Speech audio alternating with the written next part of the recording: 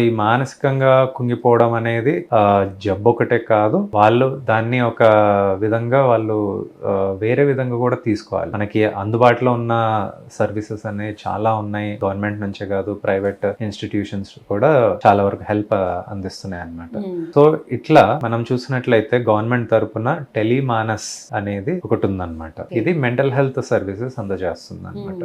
24/7 round the clock ఒక psychiatrist ఉంటారు, psychologist కూడా ఉంటారు. వాళ్ళకి ఎప్పుడు హెల్ప్ అందించేలాగా, ఒకవేళ ఎవరన్నా సూసైడ్ థాట్స్ కానీ వచ్చినట్లయితే, చనిపోవాలన్న ఆలోచనలు కానీ విపరీతంగా వాళ్ళ కంట్రోల్లో లేకపోవడము ఇలా ఉన్నట్లయితే వాళ్ళు ఎమ్మటే ఈ టెలిమానస్ హెల్ప్ లైన్కి కాల్ చేసి వాళ్ళు హెల్ప్ అనేది తీసుకోవచ్చు అనమాట.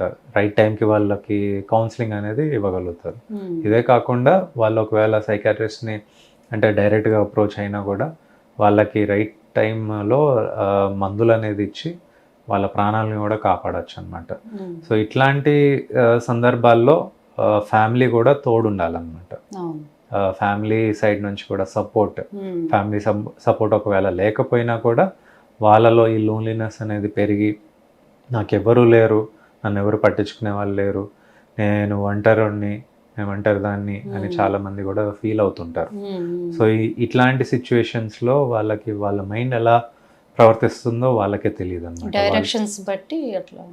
సో ఆ నెగిటివ్ థాట్స్ అనేది విపరీతంగా పెరిగిపోయి వాళ్ళ మైండ్ కంట్రోల్ తప్పి వాళ్ళు సూసైడ్స్ అనేవి చేసుకుంటారు. కొంతమంది ఏంటంటే టాబ్లెట్స్ మింగి, లేకపోతే చాలామంది హ్యాంగ్ చేసుకొని చనిపోవడము, ఇలా మనం న్యూస్లో కూడా చూస్తున్నాం. ఇదే కాకుండా చాలా వరకు అంటే వైలెన్స్ బిహేవియర్ కూడా ఎక్కువగా చూస్తాం అన్నమాట. ఎస్పెషలీ